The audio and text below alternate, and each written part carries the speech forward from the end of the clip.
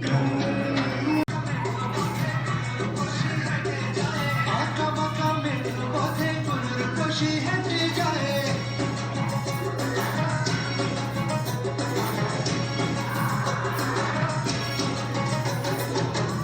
পড়ে টাপুর টুপুর পায়ে দিয়ে সোনার নুপুর,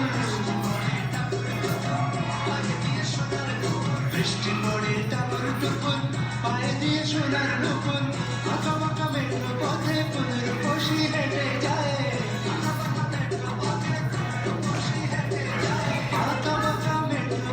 পুনর্বশী হেঁটে যায়।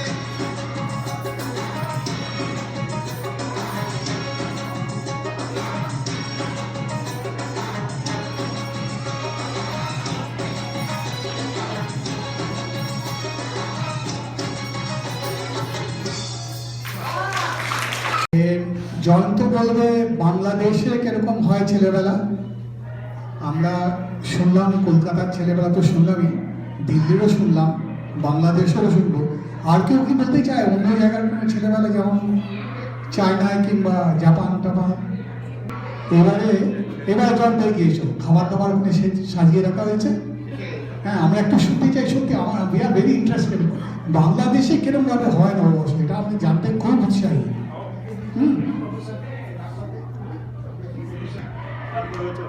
ওকে, আমি যেটা বলতে চাই আজকে, আমি আসলে আমার বাল্যকালের স্মৃতি না বলে আমি মনে করি আমাদের সবারই একটু জানা উচিত আমাদের বাংলা নববর্ষ কোথায় থেকে শুরু হলো, কখন থেকে আমরা কিভাবে এটা আজকের যে পর্যায়ে, সে ব্যাপারে একটু ইতিহাস। আসলে আমার কাছে দুই পেজ আছে, সো আই হোপ আপনারা সবাই ধৈর্য ধরে শুনবেন। ওকে, সো আমি শুরু করি। আমার কাছে দুইটা ভার্সন আছে, একটা ভার্সন 1 পেজ, সেকেন্ড ভার্সন আসলে বলতে গেলে half page, so 1.5 page total. So version 1, ভারতবর্ষে মুঘল সাম্রাজ্য প্রতিষ্ঠার পর সম্রাটরা হিজরি পঞ্জিকা অনুসারে কৃষি পণ্যের খাজনা আদায় করতেন। হিজরি পঞ্জিকা আসলে আমাদের মুসলমান ভাইয়েরা, ওনাদের একটা ক্যালেন্ডার আছে, ওনাদের ওটা হিজরি ক্যালেন্ডার বলে আরবিতে, আরবি বিকজ মুঘল সাম্রাজ্যরা ওরা মুসলমান ছিল, সো ওদের ক্যালেন্ডার অনুযায়ী ওরা খাজনা আদায় করতো কৃষি পণ্যের। সো হিজরি সন চাঁদের উপর নির্ভর করে, সো সেই জন্য যেটা হতো যে ওদের হিজরি ইয়ারটা আমাদের রেগুলার যে 12 মাসের বছর, ওটা থেকে একটু কম হয়। সো প্রতি বছর দেখা যেত যে একটা ডিফারেন্ট টাইমে খাজনা আদায় হয়। সো এতে অসময়ে কৃষকরা খাজনা পরিশোধ করতে বাধ্য হতেন, বিকজ কৃষি মৌসুমে ফসল তোলার উপর নির্ভর করতে কৃষকদের আয়। সো খাজনা আদায় আরো সহজ করতে মুঘল সম্রাট আকবর প্রাচীন বর্ষপঞ্জিতে সংস্কার আনার জন্য আদেশ দেন। সম্রাটের আদেশে তৎকালীন বাংলার বিখ্যাত জ্যোতির্বিজ্ঞানী ও চিন্তাবিদ ফতেউল্লাহ সিরাজি সৌর বর্ষ ও আরবি হিজরি সনের উপর ভিত্তি করে নতুন বাংলা সনের পঞ্জিকা তৈরি করেন। 1584 খ্রিস্টাব্দের 10ই মার্চ, মতান্তরে 11ই মার্চ থেকে বাংলা সন গণনা শুরু হয়। তবে আকবরের সিংহাসন আরোহণের সময় অর্থাৎ 5ই নভেম্বর 1556 খ্রিস্টাব্দ থেকে এই সনের কার্যকারিতা ধরা হয়। সো আজকে যা 1423, সেটা আসলে শুরু হয়েছে 1556 খ্রিস্টাব্দ থেকে এই সনের কার্যকারিতা ধরা হয়। প্রথমে এই সনের নাম ছিল ফসলি সন, পরে বঙ্গাব্দ বা বাংলা বর্ষ নামে পরিচিত হয়। আকবরের সময়কাল থেকে পয়লা বৈশাখ উদযাপন শুরু হয়। তখন প্রত্যেককে চৈত্র মাসের শেষ দিনের মধ্যে সব খাজনা, মাসুল ও শুল্ক পরিশোধ করতে হতো। এরপর দিন অর্থাৎ পয়লা বৈশাখে ভূমির মালিকেরা নিজ নিজ অঞ্চলের মানুষকে মিষ্টান্ন দ্বারা আপ্যায়ন করতে শুরু করেন। এ উপলক্ষে বিভিন্ন উৎসবের আয়োজন করা হতো। উৎসবটি একটি সামাজিক অনুষ্ঠানে পরিণত হয়, যার রূপ পরিবর্তিত হয়ে এখন এই পর্যায়ে এসেছে। তখনকার সময় এই দিনের প্রধান ঘটনা ছিল একটি হালখাতা তৈরি করা। হালখাতা বলতে একটি নতুন হিসাব বইকে বোঝানো হতো। আসলে হালখাতা হলো বাংলা সনের প্রথম দিন দোকানপাটের আনুষ্ঠানিক হালনাগাদ হিসাব করার প্রক্রিয়া। গ্রাম, শহর বা বাণিজ্যিক এলাকা সব স্থানে পুরনো বছরের হিসাব বই বন্ধ করে নতুন হিসাব বই খোলা হতো। হালখাতার দিন দোকানিরা তাদের ক্রেতাদেরকে মিষ্টান্ন দিয়ে আপ্যায়ন করে থাকেন। এই প্রথাটি এখনো বেশ প্রচলিত আছে। 1917 সালে প্রথম আধুনিক নববর্ষ উদযাপনের খবর পাওয়া যায়। প্রথম মহাযুদ্ধে ব্রিটিশদের বিজয় কামনা করে সে বছর পয়লা বৈশাখে হোম, কীর্তন ও পূজার ব্যবস্থা করা হয়। 1938 সালেও ছিল একই আয়োজন। 1967 সাল থেকে বাংলার এ অংশে অর্থাৎ আজকে বাংলাদেশে ঘটা করে পয়লা বৈশাখ উদযাপন শুরু হয়। ঢাকা শহরে পয়লা বৈশাখের মূল অনুষ্ঠানের কেন্দ্রবিন্দু সাংস্কৃতিক সংগঠন ছায়ানট। সংগঠনটি গানের মাধ্যমে নতুন বছরে সূর্যকে আহ্বান জানায়। পয়লা বৈশাখ সূর্যোদয়ের সঙ্গে সঙ্গে ছায়ানটের শিল্পীরা সম্মিলিত কণ্ঠে গান গেয়ে নতুন বছরকে আহ্বান জানান। স্থানটির পরিচিতি পটমূল হলেও প্রকৃতপক্ষে যে গাছের ছায়ায় মঞ্চ তৈরি হয় সেটি আসলে বট গাছ নয়, সেটি একটি অসন্ত গাছ। 60-এর দশকে পাকিস্তানি শাসক গোষ্ঠীর নিপীড়ন ও সাংস্কৃতিক সন্ত্রাসের প্রতিবাদে 1967 সাল থেকে ছায়ানটের এই বর্ষবরণ অনুষ্ঠান শুরু হয়। ঢাকার বৈশাখী উৎসবের একটি আকর্ষণ হচ্ছে মঙ্গল শোভাযাত্রা। ঢাকা বিশ্ববিদ্যালয়ের চারুকলা ইনস্টিটিউটের উদ্যোগে পয়লা বৈশাখে এই শোভাযাত্রাটি বের হয়ে শহরের বিভিন্ন সড়ক প্রদক্ষিণ করে পুনরায় চারুকলা ইনস্টিটিউটে এসে শেষ হয়। এই শোভাযাত্রায় গ্রামীণ জীবন, আবহমান বাংলাকে ফুটিয়ে তোলার চেষ্টা করা হয়। শোভাযাত্রায় সকল শ্রেণী পেশার বিভিন্ন মানুষের অংশগ্রহণ থাকে। শোভাযাত্রার জন্য বাড়ানো হয় রং বেরঙের মুখোশ, বিভিন্ন প্রাণীর প্রতিকৃতি। 1989 সাল থেকে এই মঙ্গল শোভাযাত্রা পয়লা বৈশাখের একটি অন্যতম আকর্ষণ হয়ে দাঁড়িয়েছে। শুরুতে পান্তা ইলিশ কিংবা লাল সাদা শাড়ি, পাঞ্জাবির মতো বিষয়গুলো না থাকলেও এ বাংলায় পয়লা বৈশাখে বিবর্তনের ধারায় তা যুক্ত হয়েছে। এই অংশটুকু আমি বাংলাদেশের একটা প্রচলিত পত্রিকা প্রথম আলো থেকে সংগৃহীত। আর সেকেন্ড পার্টটা অ্যাকচুয়ালি ওই পার্টটার সাথে একই করে বা একটু আমাদের আরো একটু রুটের সাথে মনে হয় সংযুক্ত, সেটা আমি উইকিপিডিয়া থেকে নিয়েছি। সো সেটি হচ্ছে হিন্দু সৌরপঞ্জিকা অনুসারে বাংলা 12 মাস অনেক কাল আগে থেকেই পালিত হতো। এই সৌরপঞ্জিকা শুরু হতো গ্রেগরীয় পঞ্জিকার এপ্রিল মাসের মাঝামাঝি সময় হতে। আমার মনে হয় এখনো তাই হয়। হিন্দু সৌর বছরের প্রথম দিন আসাম, বঙ্গ, কেরালা, মণিপুর, নেপাল, উড়িষ্যা, পাঞ্জাব, তামিলনাড়ু, ত্রিপুরা সংস্কৃতির অবিচ্ছেদ্য অংশ হিসেবে অনেক আগে থেকে এসব পালিত হতো। এখন যেমন নববর্ষের নতুন বছরের সূচনা নিমিত্তে পালিত একটি সর্বজনীন উৎসবে পরিণত হয়েছে, একসময় এমনটি ছিল না। তখন নববর্ষ বা পয়লা বৈশাখ আবর্ত হতো উৎসব তথা ঋতুধর্মী উৎসব হিসেবে পালিত হতো। তখন এর মূল তাৎপর্য ছিল কৃষিকাজ, কারণ প্রাযুক্তিক প্রয়োগের যুগ শুরু না হওয়া পর্যন্ত কৃষকদের ঋতুর উপরে নির্ভর করতে হতো বেশি। ভারতবর্ষে মুঘল সাম্রাজ্য প্রতিষ্ঠার পর হিজরি পঞ্জিকা অনুসারে যে বাংলা নববর্ষ শুরু হয়েছে সেটি আমি আমার মনে হয় অলরেডি এক্সপ্লেন করেছি। So that's all I have to say. Thank you very much. সম্বন্ধে যে জিনিসগুলো বললো এগুলো আমরা অনেকেই জানতাম না, এটা শিওর। কিন্তু আমরা একটু শুনতে চাইছিলাম বাংলাদেশে নববর্ষ এরকম ভাবে পালিত হয়, ওর ছেলেবেলায় সত্যিকারে কি ধরনের ঘটনা ঘটতো, কিন্তু ও সেগুলো এড়িয়ে গেল, কোনো নিশ্চয়ই কারণ আছে।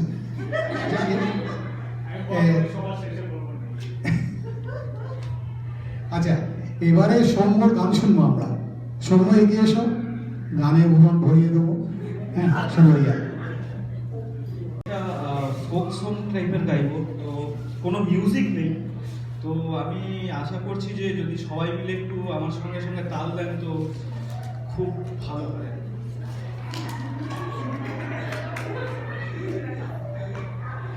হো হো হো হো হো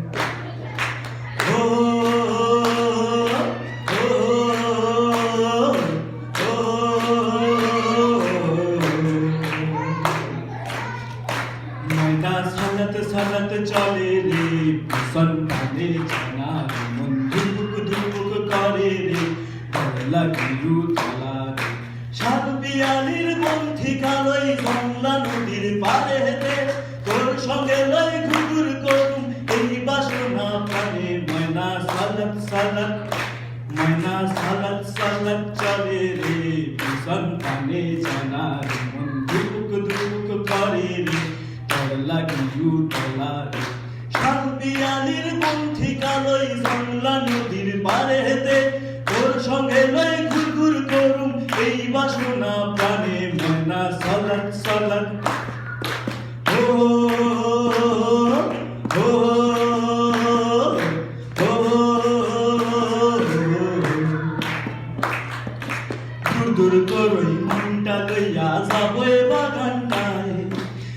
হলুদ ওই ফুল দিয়া বান্ধি মুখ পায় দুপুর তোরই মনটা লইয়া যাবই বাগানটায় লাল হলুদ ওই ফুল দিয়া বান্ধি মুখ পায় সাধের বীরতিমা গইরা রাখুম চোখের তারা হাটায় রানী হইয়া রইবি মোরে পরান্টায় সালাত সালাত ময়না সালাত সালাত চলে রে সন্তানে জানা রে মন ধুপুক ধুপুক করে রে পাগলা কিউ তলা শালপিয়ালির পন্থী কালই জংলা নদীর পারে দে তোর সঙ্গে লই ঘুরঘুর করুম এই বাসনা প্রাণে ময়না সালাত সালাত ও হো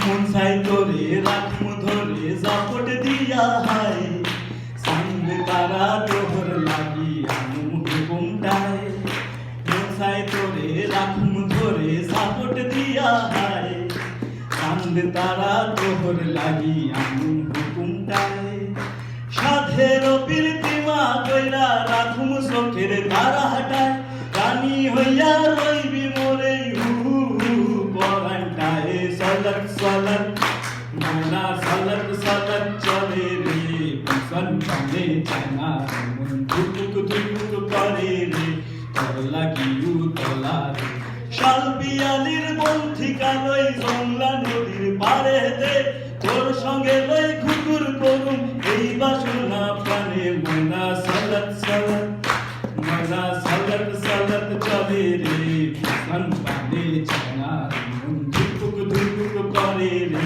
তোর লাগিউ তলা রে শালপিয়ালির বন্ধি কালই জংলা নদীর পারে দে তোর সঙ্গে লই ঘুরঘুর করুম এই বাসনা প্রাণে ময়না সালাত সালাত।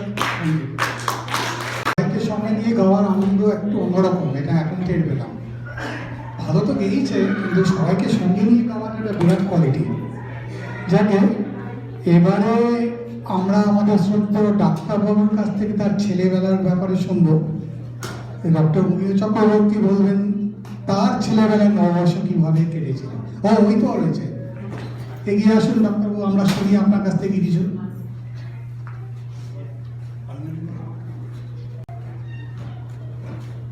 সবাইকে শুভ নববর্ষ জানিয়ে শুরু করছি আমার শৈশবের নববর্ষ। স্মৃতির দিকে তাকালে বুঝতে পারি কিছু কিছু জিনিস থেকে যায় বহুদিন। নতুন বছর কাটানোর ব্যাপারে বেশ কিছু কথা মনে তো ভাসেই।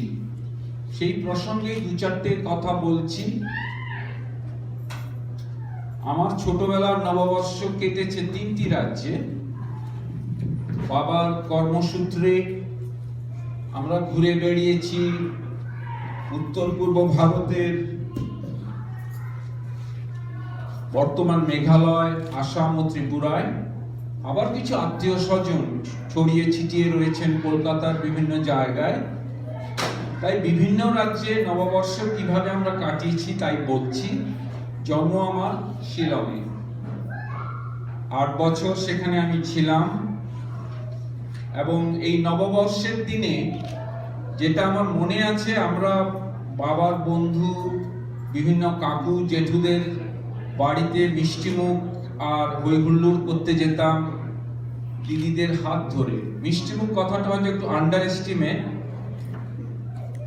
কারণ পেট পুজো নিশ্চয়ই হতো, খুব ভালোই হতো। আর কি কি খেতাম আর কি কি রান্না হতো আমি বলতে পারবো না, মনে নেই। শিলং থেকে তারপর আমরা যাই আসামের তেজপুরে, সেখানে ছিলাম 2 বছর এবং সেখানে আমার স্কুল জীবনের শুরু। আর আসামে বৈশাখী মানেই বিহু। ওই বয়সে ব্রহ্মপুত্রের ধারে বিহুর ছন্দে ছন্দে যেন মন যেন জীবনের সুর শুনতে পেত। চড়া রোদকে হেলায় হারিয়ে আমরা ভাই বোনেরা মিলে যেতাম বহাগী বিহুর মেলায়। সেই মেলা চলতো অনেক দিন ধরে। এবং বিহুর অনুষ্ঠান যেটা বৈশাখ মাসে হয় সেটা চলে প্রায় 7 দিন। আমরা নতুন জামা কাপড় পরে বেরোতাম, আর বাড়িতে মা আমাদের তখন শেখাতো যে এই দিন বড়দের প্রণাম করতে হয়, যেটা ইন্দ্রিমাও বলে গেল যে প্রণামটা ছিল একটা রিচুয়াল। আমি বড় দিদিদের, অন্যান্য বয়স্কদের প্রণাম করতাম। মনে একটা ছোট্ট আশা ছিল, আশা করতাম যে ছোটরা আমায় করবে কিন্তু প্রণাম, কিন্তু আমার যে ছোট বোন এবং ছোট ভাই তারা আমাকে বড় বলে তো মানতই না। প্রণামের সময় অনেক সময় পিঠে মেরে দিয়ে চলে যেত। এই তেজপুরেও আমাদের সন্ধ্যাগুলো কাটতো বন্ধু বান্ধবদের বাড়ি ঘুরে ঘুরে, পিঠা প্রচুর খেয়ে। আবার কোনো কোনো বছর আমাদের বাড়িতেও হতো দুপুরের খাবারের আয়োজন। সেই ভুরিভোজ ছিল রাজকীয়, পুরোপুরি বাঙালিয়ানায় মোড়া। আর সেই ভোজের শেষে কাঁচা আমের চাটনির স্বাদ যেন এখনো মুখে লেগে আছে। তারপর আমরা চলে আসি ত্রিপুরায় এবং সেখানকার স্থায়ী বাসিন্দা হয়ে যাই। এই সময় আমরা মাকে, বাবাকে দেখতাম যে কলকাতায় আমাদের আত্মীয় স্বজন, দাদুরা রয়েছেন, মার বাবা, আর আসামে আমার কাকা থাকতেন। তাদের নববর্ষের শুভেচ্ছা জানিয়ে চিঠি দিতেন। আমরা ভাই বোনেরাও সেই অনুযায়ী চিঠি লিখতাম। আমার মনে আছে এখনো ইংল্যান্ড লেটার বলে একটা ব্লু রঙের একটা ইয়ে আসতো, এখনো বোধহয় আছে। হ্যাঁ, 15 পয়সা দাম। আমরা 2-3টে নিয়ে বসে যেতাম, অর্ধেক অর্ধেক করে আমরা লিখতাম, আর মা মাঝে মধ্যে সেই চিঠির বানানগুলো শুধরে দিতেন। মা অনেকদিন গত হয়েছেন, কিন্তু নববর্ষের এই যে রিচুয়ালটা এখন আমার মনে অমলিন স্মৃতি হিসেবে রয়ে গেছে। এখন তো চিঠি লেখায় উঠে গেছে। আমরা কিন্তু প্রতীক্ষায় থাকতাম অন্যদের থেকেও চিঠি পাওয়ার। ত্রিপুরার কোনো কোনো জায়গায় আবার একটা চল ছিল পান্তা ইলিশ খাওয়ার, সেটা আমাদেরও বাড়িতেও হতো। তারপর থেকেই আমার বেরিয়ে পড়া শুরু, আসল জীবনের পথ চলা শুরু হলো। তখন বাংলার নববর্ষ কেটেছে কলকাতার মামার বাড়িতে। কখনো মামা মামিমার সঙ্গে গেছি হাল খাতা করতে, সঙ্গে ভুরিভোজ, আর সেই সঙ্গে কখনো কখনো গেছি কালীঘাট বা দক্ষিণেশ্বরে পুজো দিতে। কলকাতা এবং আগরতলাতে দুই জায়গাতেই কালবৈশাখীর বেশ দাপট এই সময়টায়। আপাতভাবে ভয়ঙ্কর হলেও কালবৈশাখী কিন্তু বেশ স্বস্তি আনে। সেই প্রসঙ্গে কবি মোহিতলাল মজুমদারকে উদ্ধৃত করে বলছি, নববর্ষের পূর্ণ বাসরে কালবৈশাখী আসে, হোক সে ভীষণ, ভয় ভুলে যাই অদ্ভুত উল্লাসে। ঝড় বিদ্যুৎ বজ্রের ধ্বনি, দুয়ার জানালা উঠে ঝনঝনি। আকাশ ভাঙিয়া পড়ে বুঝি, তবু প্রাণ ভরে আশ্বাসে। একটাই প্রশ্ন, তো অসমীয়াদের নববর্ষ আর আমাদের বাঙালিদের নববর্ষ কি একই দিনে? একই দিনে উনি বলছেন। এটা আমি শিখলাম, এটা এখন আমরা জানলাম এবং শিখলাম। এখন একটা সমবেত কণ্ঠে আবার গান, যারা শিল্পী,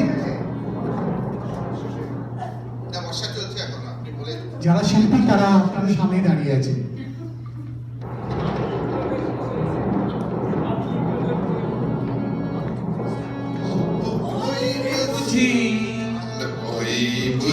কালবৈশাখী শুই বুঝি, ওই বুঝি কালবৈশাখী। সন্ধ্যা আকাশ দেয় থাকি, ওই বুঝি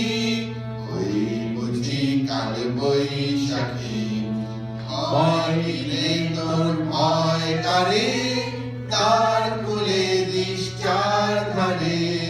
ভয় কিরে তোর ভয় কারে, তার কুলে দিস চার ধারে।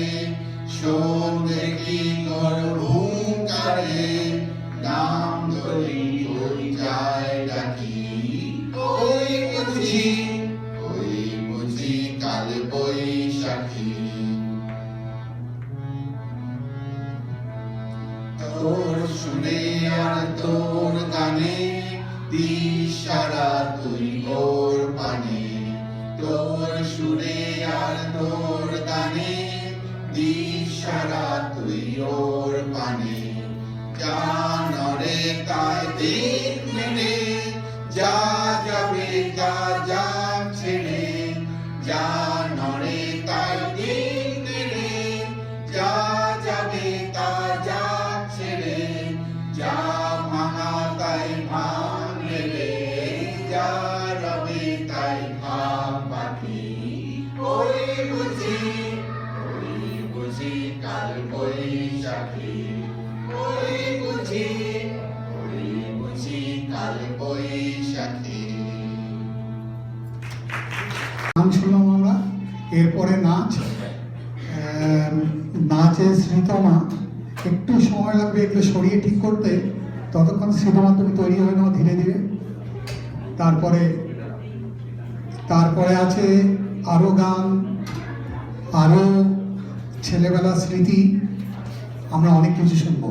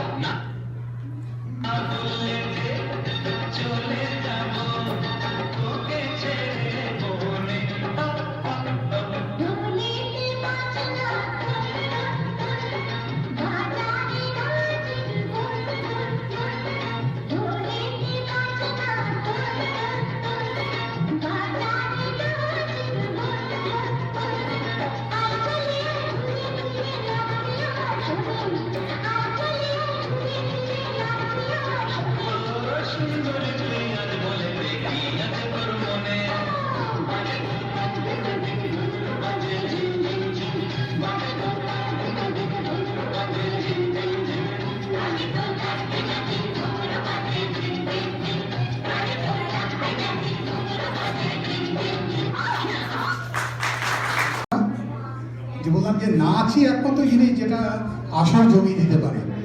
তো এটা বোধহয় আশার কিশোরের গান, তাই না? আশার কিশোর,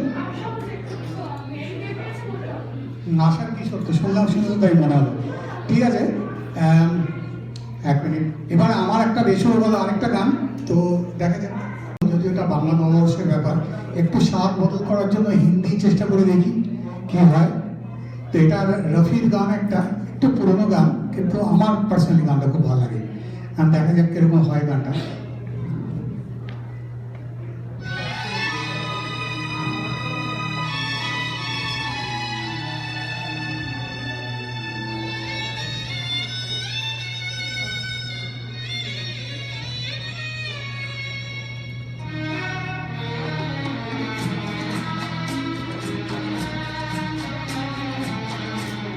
रंग और नूर की बारात किसे पेश करूं, ये मुरादों की हंसी रात किसे पेश करूं, किसे पेश करूं। रंग और नूर की बारात किसे पेश करूं, ये मुरादों की हंसी रात किसे पेश करूं, किसे पेश करूं।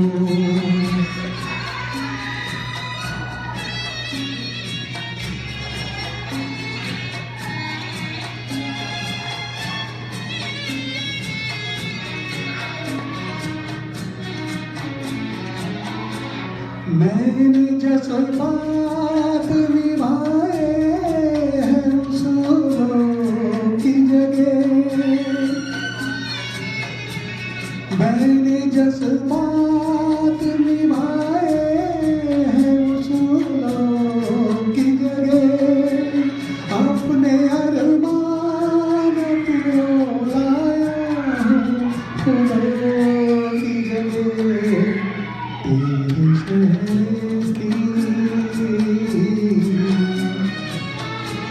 तेरे शहर की ये सौगात किसे पेश करूं, ये मुरादों की हंसी रात किसे पेश करूं, किसे पेश करूं।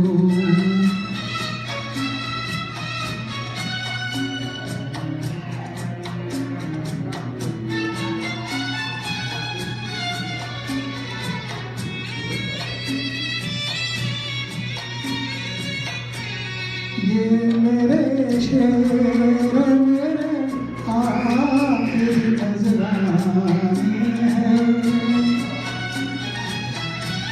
ये मेरे शेर मेरे आखिरी नजराने हैं। मैं उन अपनों में हूँ जो आज से बेगाने हैं, ये ताल्लुक सी मुलाकात किसे पेश करूं, ये मुरादों की हंसी रात किसे पेश करूं, किसे पेश करूं।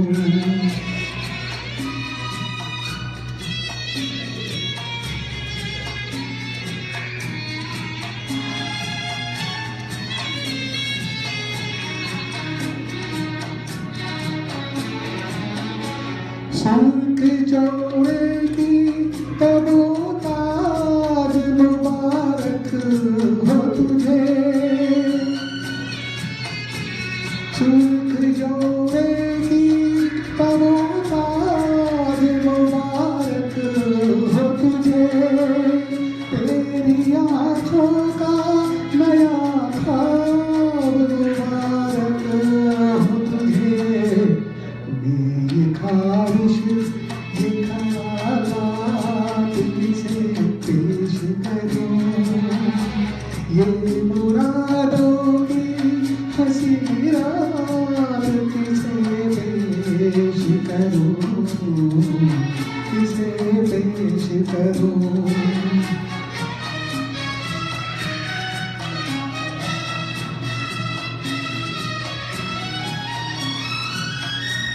कौन कहता है कि चाहत पे सभी का हक है,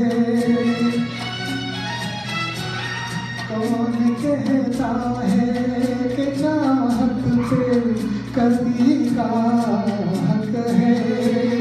तू जिसे चाहे तेरा प्यारा उसी का हक है, मुझसे कह दे, मुझसे कह दे मैं तेरा हाथ किसे पेश करूं, ये मुरादों की हंसी रात किसे पेश करूं, किसे पेश करूं। बारात किसे पेश करूं, ये मुरादों की हंसी रात किसे पेश करूं, किसे पेश करूं, किसे पेश करूं।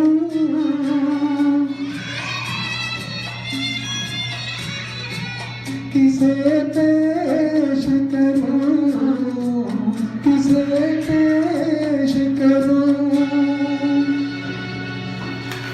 এরপরে সোমেন এগিয়ে এসো, বহুক্ষণের প্রতীক্ষা করছিলাম আমরা তোমার জন্য। সোমেন আমাদের ছোটখাটো, ওর ছেলেবেলা সম্বন্ধে কি নাকি অন্য কারো ছেলেবেলা? আচ্ছা, সোমেনের ছেলেবেলা এবং উনার ছেলেবেলা সম্বন্ধে কিছু বলবেন। সবাইকে শুভ নববর্ষ। প্রথমে ঠিক ছিল যে আমি একটা কবিতা বলবো, না প্রথমে ব্যাপদেব বলেছেন যে ছোটবেলা নববর্ষ, তারপরে আমি বললাম যে আমি একটা কবিতা গাই বলবো। তারপরে হঠাৎ করে দেখলাম যে আমি এটা বলবো ছোটবেলা নববর্ষ, আমি কম্বাইন পরে একটা কবিতার একটা লাইন বলবো, আর ছোটবেলার কিছু কথা আমার পুরোপুরি মনে নেই, আমি প্রিপেয়ার নই। আমি আসার আগে আমার দেরি হলো, আমি একটু ভাবছিলাম, সম্ভব বলছি যে অনেক দেরি হয়ে আসছে চলো আপনি দিয়ে, আমি একটুখানি ভাবলাম যে ছোটবেলায় কি করতাম, আমার যতটুকু মনে পড়ছে আমি চেষ্টা করছি বলার। তার মধ্যে কিছু কমান আছে, যেমন ইন্দিমা বললো পুজোর ব্যাপারটা, তারপরে মনিকাদি ওই লবঙ্গর কথাটা, তারপরে আমার মনে পড়ে এলো যে বৃষ্টির কথাটা পড়ে এলো। যা আমি চেষ্টা করছি একটুখানি বলার। প্রথমে আমার মনে আছে যে নববর্ষের দিন আমাদের প্রায় খুব ভোরবেলা বা খুব সকালের দিকে উঠতাম। ইউজুয়ালি আমি ভোরবেলা উঠতে পারি না, আমার খুব কষ্টের, তা আমি বছরের কয়েকটা দিন উঠতাম, তার মধ্যে নববর্ষে আর কি। তা খুব সকালে বা ভোরে উঠতাম, তারপরে মনে আছে যে স্নান করে নিতাম খুব তাড়াতাড়ি, সবাই বাড়িতে স্নান তাড়াতাড়ি হতো। তারপরে মনে আছে যে মা কাকিমা এনাদেরকে দেখতাম যে বাড়ির অনেক জায়গায় আলপনা দেওয়া আপনি নিশ্চয়ই জানেন, পুজোর জন্য, পুজোর আগে আলপনা দেওয়া হয়, তা আলপনা দিতে দেখতাম। তারপরে মা কাকিমা ওনাদেরকে পুজোর যোগাযন্ত্র সব করছেন। তারপরে কি হতো, পুজো হতো, পুজোর পরে আমরা পাড়াতে, প্রথমে বলতে ভুলে গেছি যে আমাদের যে গ্রামে, আমি এক গ্রামে মানুষ হয়েছি, বীরভূমের একটি গ্রামে। তো সেই গ্রামটা অনেকটা বড়, প্রায় 10,000 মতো পপুলেশন ছিল তখন, এখন বেড়েছে অনেক। তা গ্রাম আর শহর নয়, ঠিক গ্রামই বলা যায়। তো আমাদের গ্রামে অনেকগুলো পাড়া ছিল, পাড়া মানে একটা কমন যেগুলো বলে। তার মধ্যে কি হতো, ওই পুজোর পরে আমরা আমাদের পাড়ার মধ্যে কয়েকজন ছোটরা, আমরা বন্ধুরা মিলে বড়দের প্রণাম করতে বেরোতাম ওনাদের আশীর্বাদ দেওয়ার জন্য। তার পিছনে অবশ্যই একটা কারণ ছিল যে অনেক ভালো ভালো মিষ্টি খাওয়া যাবে, এবং মিষ্টিগুলো একেবারে পিওরলি বাড়ির তৈরি। তো সেটা একটা চার্ম ছিল, খুবই এনজয় করতাম। সকালবেলা ওরকমভাবে যেত, তারপরে দুপুরে খাওয়া দাওয়া, যেমন ভালোই খাওয়া দাওয়া হতো। তারপরে বিকেলে আর রাত্রির আনন্দটা বলছি পরে। তো বিকেলে কি হতো, বিকেলে বাবার সঙ্গে বেরোতাম। এটা একটা এখানে বলে রাখি, বাবার সঙ্গে বাবা যেখানেই যেতেন ছোটবেলায় আমাকে সঙ্গে নিয়ে যেতেন, যে বাবা আজকে নেই, যেখানেই যেতেন সব আমার এত বাবার সঙ্গে সব জায়গায় যেতাম। তা সে অ্যাজ ইউজুয়াল আমি নববর্ষের দিন বিকেলবেলায় বাবার সঙ্গে বেরোতাম। তো কেন বেরোতাম, যে বিভিন্ন দোকানে বা এখানে স্টোর আমরা যে বলি, যেমন কাপড়ের দোকান, নটকোনা, স্টেশনারি, বিভিন্ন দোকানে আমরা যেখানে বাজার করতাম, সেই সব দোকান থেকে আমাদের নিমন্ত্রণ করা হতো যে নববর্ষে যে হালখাতাইটা একটা আপনারা জানেন, নববর্ষের একটা খুব বড় অনুষ্ঠান, বড় ব্যাপার। তা হালখাতার জন্য আমাদের নিমন্ত্রণ করা হতো, তা বাবার সঙ্গে যেতাম। এবং সেখানে গিয়ে যেমন অনেক মিষ্টি খাওয়ানো হতো, মিঠাই, লবঙ্গ, এই সবগুলো খুব ভালো করে মনে আছে। কিছু কিছু দোকানে আমাদের ভেতরে নিয়ে গিয়ে কলা পাতায় মিষ্টি এবং তার সঙ্গে লুচি, বিভিন্ন রকম জিনিস খাওয়ানো হতো। এই কথাগুলো আমার কাছে যথা চেষ্টা করছি মনে করার। তা বাবার সঙ্গে সেটা ঘুরতাম, সেটা খুবই এনজয় করতো। কিছু কিছু ক্ষেত্রে আমাদের প্যাকেটে করে মিষ্টি দেওয়া হতো। আর হ্যাঁ, এর সঙ্গে আরেকটা আকর্ষণ ছিল, মিষ্টির সঙ্গে আমাদের প্রত্যেকটা দোকান থেকে নববর্ষের ক্যালেন্ডার দেওয়া হতো, এবং ক্যালেন্ডারগুলো প্রত্যেকটা ইউনিক, কোনোটাই কিন্তু কমন নয়, এরকম দেখতাম না। এবং প্রত্যেকটা ক্যালেন্ডারই বিভিন্ন ঠাকুরের ছবি, কোনটা সরস্বতী, দুর্গা, বিভিন্ন ধরনের, বেশিরভাগ ক্ষেত্রে ঠাকুরের ছবি। বাড়িতে গিয়ে আমি কি করতাম, ওগুলো সব খুলে ভালো করে দেখতাম ক্যালেন্ডারগুলো, তারপরে দেওয়ালে টাঙাতাম, এইগুলো মনে আছে। তারপরে সন্ধ্যের আনন্দটা যতটা মনে আছে, সেটা হচ্ছে যে খুব যখন ছোট ছিলাম তখন আমাদের গ্রামে যাত্রা পালা গান হতো। আপনারা জানেন যাত্রা পালা গান হয়। তা সেই যাত্রা পালা গান আমরা অতটা বুঝতাম না, খুব ছোট তো। তবে এটুকু আমার মনে আছে যে আমরা ছোটরা যাত্রায় সামনে বসার জন্য আমরা অনেক আগে গিয়ে সামনে জায়গা করে বসতাম না। অ্যাকচুয়ালি কি হয়, সিনেমার যাত্রার মধ্যে ডিফারেন্সটা হচ্ছে যে যাত্রাতে যত কাছে বসে যায় তত ভালো, কারণ রিয়াল পিপুলকে দেখা হচ্ছে, কিন্তু সিনেমার ক্ষেত্রে অপোজিট, তাই তো? যাত্রাতে আমরা ছোটরা খুব আগে গিয়ে বসতাম এবং দেখতাম, কোনো সময় দেখতাম যাত্রা একটা ঘটনা, যেমন যাত্রা হয় একটা ঘটনা নিয়ে হচ্ছে, কোনো সময় পালা গান এরকম ধরনের হতো। তারপরে আরেকটু যখন বড় হলাম তখন এনজয় করতাম যে আমাদের সাংস্কৃতিক অনুষ্ঠান আজকে যেমন হচ্ছে এখানে। তা আমাদের গ্রামের একটা বড় বৈশিষ্ট্য হচ্ছে, যদি আমাদের গ্রাম এটা, কিন্তু আমাদের গ্রামে একটা খুব ভালো জিনিস যেটা এখনো আছে, সেটা হচ্ছে কালচারালি ভেরি স্ট্রং। মানে আমাদের সাংস্কৃতিক অনুষ্ঠান এবং অনেক বড় ভালো ট্যালেন্ট রয়েছে গ্রামে, অনেকে ভালো গান, কবিতা, খুব ভালো ট্যালেন্ট রয়েছে এবং ছিল, এবং এখনো আছে আমি জানি। তা আর আমার কবিতা বলার ব্যাপারটা মায়ের কাছ থেকে, ছোটবেলা থেকে আমি আমার বোন তা কি হতো, ওই সাংস্কৃতিক অনুষ্ঠানে আমি তো আবৃত্তি করতাম, আর গান বাজনা যেমন হতো এইসব হতো। তার মধ্যে এখানে যেমন এই গানটা হয়, এসো হে বৈশাখ, গানটা কিন্তু খুব কমন এবং সেটা হতোই। হ্যাঁ, সেটা খুবই খুবই দু একটা জিনিস মনে আছে। আর কবিতা হতো, নাচ হতো, বিভিন্ন যেমন হয় সন্ধ্যাবেলা সেরকম হতো। এইটুকুই আমার মনে আছে নববর্ষের ব্যাপারে, চেষ্টা করলাম যতটুকু। তা আমি শেষ করছি একটা কবিতা, যে কবিতাটা আমি ছোটবেলায় করেছি নববর্ষের দিনে। সেটা আমি ভাবলাম, আসার সময় আমি কবিতাটা খুঁজে পাচ্ছিলাম না, ইদ্রিম আমাকে ওয়েবসাইটে দিয়েছিল, কিন্তু আমি আসার সময় তো আমার দেরি হলো এই সব কারণে। তা কবিতাটা আমি পেলাম, কয়েকটা স্ট্যান্ডার্ড বলছি। বড় নববর্ষে রবীন্দ্রনাথের কবিগুরু নববর্ষে। নিশি অবসান প্রায়, ওই পুরাতন বর্ষ হয় কত, আমি আজি ধূলিতলে এই জীর্ণ জীবন করিলাম নত। বন্ধু হও, শত্রু হও, যেখানে যে কেহ রও, ক্ষমা করো আজিকার মতো পুরাতন বরষের সাথে পুরাতন অপরাধ যত। আজি বাঁধিতেছি বসি সংকল্প নূতন অন্তরে আমার, সংসারে ফিরিয়া গিয়া হয়তো কখন ভুলিব আবার। তখন কঠিন খাতে এনো অশ্রু আঁখি পাতে, অধমের করিও বিচার। আজি নব বরষ প্রভাতে ভিক্ষা চাহি মার্জনা সবার। আজি চলে গেলে কাল কি হবে না হবে, নাহি জানে কেহ। আজিকার প্রীতি সুখ রবে কিনা রবে,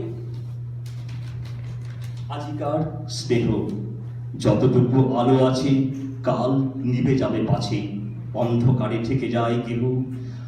আজ এসো নববর্ষ দিনে, যতটুকু আছে তাই দেহ। ওই এলো এই জীবনে নতুন প্রভাতে নতুন বরষ, মনে করি প্রীতি ভরে বাঁধি হাতে হাতে, না পায় সাহস। নব অতিথিরে তবু ফিরাইতে নাই কভু, এসো এসো নতুন দিবস, ভরিলাম পুণ্য অশ্রু জলে, আজিকার মঙ্গল কলস।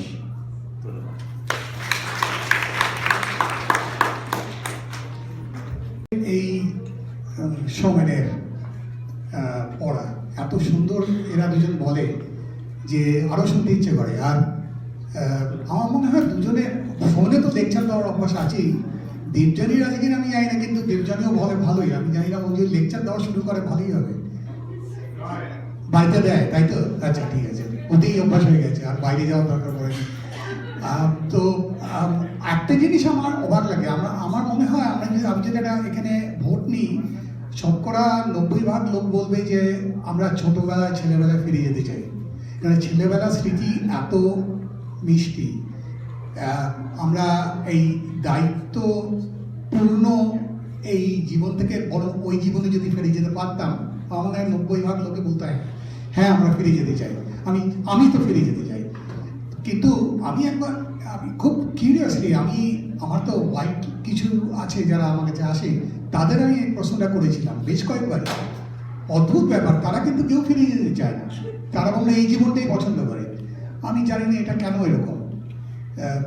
আমাদের এটা হতে পারে যে আমাদের দায়িত্বটা পুরোপুরি মা বাবা নিয়ে নিতেন, যার জন্য আমরা একটা কেয়ারফ্রি, একটা স্বাধীন, একটা ছন্নছাড়া জীবন যাপন করতাম। সেটা বোধ হয় এদেশীয়দের মধ্যে আর নেই। এটা হতে পারে যার জন্য ওরা এখন, কিংবা এও হতে পারে যে অন্যের উপর নির্ভর এরা হতে চাইতো না, এখন স্বাধীন হয়ে গেছে, এটাই ওদের কাছে ভালো লাগে। এনিওয়ে, এরপরে দীপাঞ্জন গান গাইবে। দীপাঞ্জনের সঙ্গে কে থাকবে?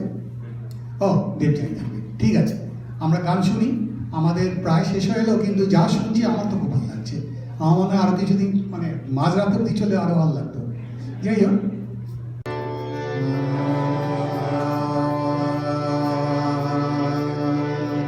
গমদনিসা গমদনিসা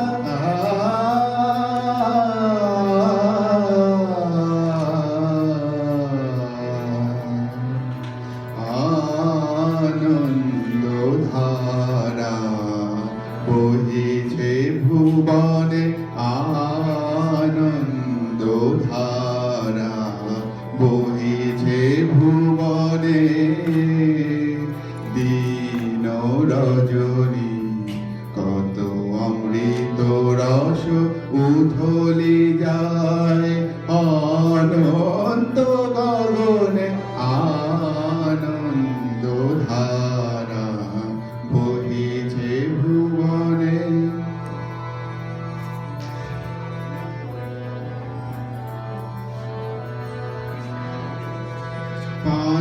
করে রবি শশী অঞ্জলি ভরিয়া সদা দীপ্ত রহে অক্ষয় জ্যোতি পান করে রবি শশী অঞ্জলি ভরিয়া সদা দীপ্ত রহে অক্ষয় জ্যোতি নিত্য পূর্ণ ধারা জীবনে কিরণে আনন্দ ধারা বহিছে ভুবনে।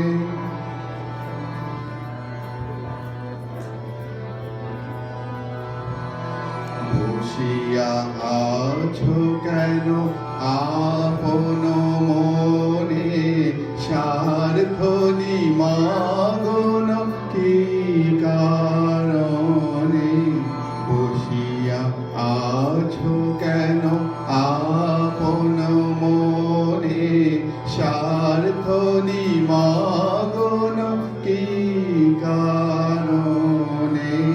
চারিদিকে দেখো চাহি হৃদয় প্রসারী ক্ষুদ্র দুঃখ সব তুচ্ছ মানি।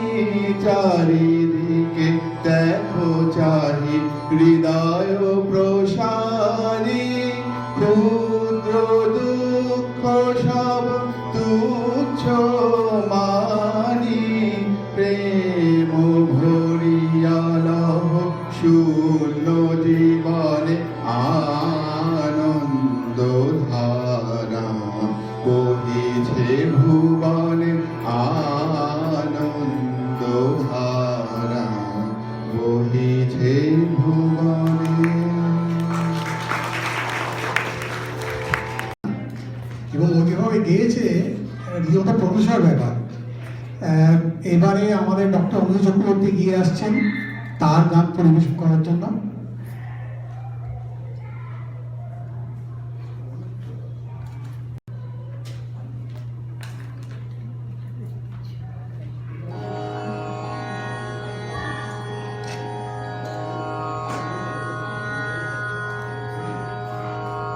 ও ভাই কানাই কারে জানাই দুঃসহ মোর দুঃখ। ও ভাই কানাই কারে জানাই দুঃসহ মোর দুঃখ। তিনটে চারটে পাশ করেছি নিতান্ত